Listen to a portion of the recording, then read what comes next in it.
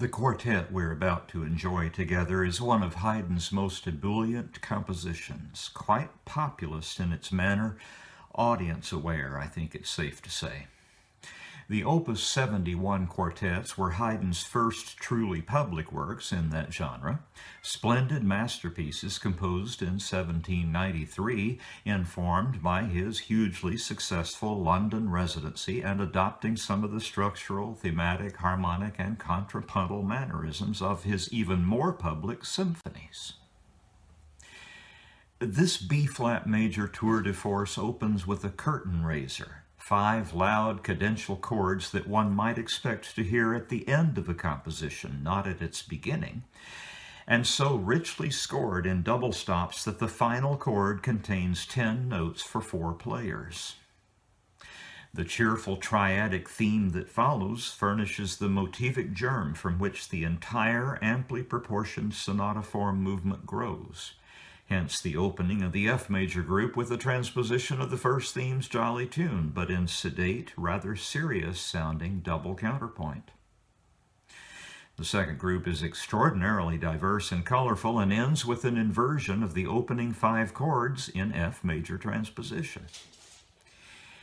If you can hear those cadential chords as the introduction to the exposition repeat, you'll enjoy that closing even more. Twice as much, I'd say. The multifaceted development section is a study in sheer compositional virtuosity. A broadly brushed treatment of theme 1 in E-flat major yields to a wonderfully stormy outburst in related minor keys and a dizzying relay as the section runs its course. I know a few development sections that I find more entertaining than this one, and I think they're probably all by Beethoven. The themes of both first and second groups are reduced during the recap, and a brief coda ends with flamboyant chords even more richly scored than those of the movement's opening, almost orchestral in sound.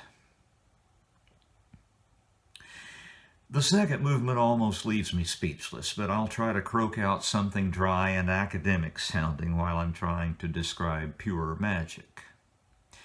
This F major adagio movement flows gently along in the leisurely, softly rocking rhythms of Siciliana, unfolding an ABA form musical landscape of wonderful breadth and range.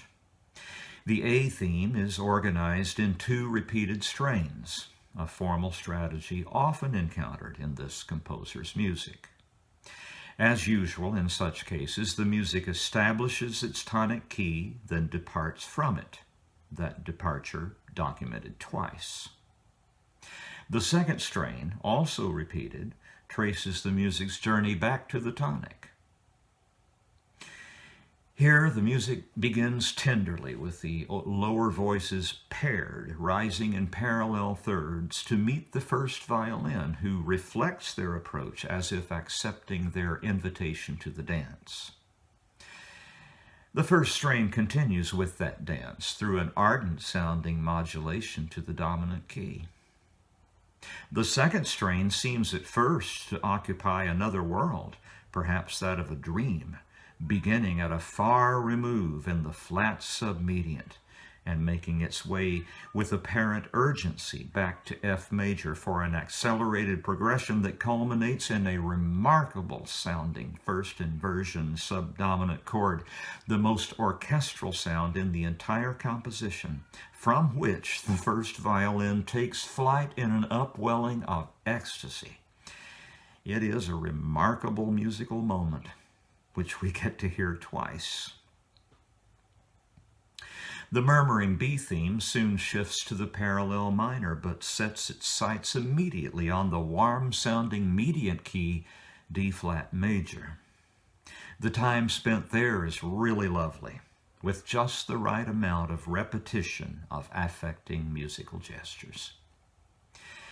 When the music returns to the original modality, we hear theme A without its internal repeats. The return is simply magical, with structural chords selectively embellished by string-crossing grace notes, an effect that may remind you of the strumming of a guitar or expressive glottal stops in singing. A brief reminiscence of the murmuring central section with just a touch of parallel minor shadow closes the movement tenderly in the composition's dominant key. The minuet returns us to the tonic key, as expected, and its first sub-movement is a study in sophisticated humor, with its unbalanced six-bar phrasing, the result of cadential repetition an octave higher, the two radically different ways of harmonizing that lopsided theme, the clever canons and other contrapuntal niceties during its second strain, and its broad-breathed return and closing featuring suave voice exchanges. The movement's trio is a sturdy-sounding Ländler, a solo for first violin, with a stolid accompaniment that is magically transformed, or perhaps I should say replaced, during the internal reprise.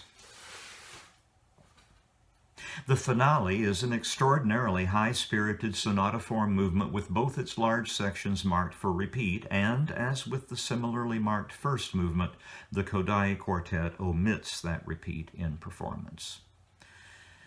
That's too bad, because I always feel after listening to this movement that I'd really like to have another go at that second section.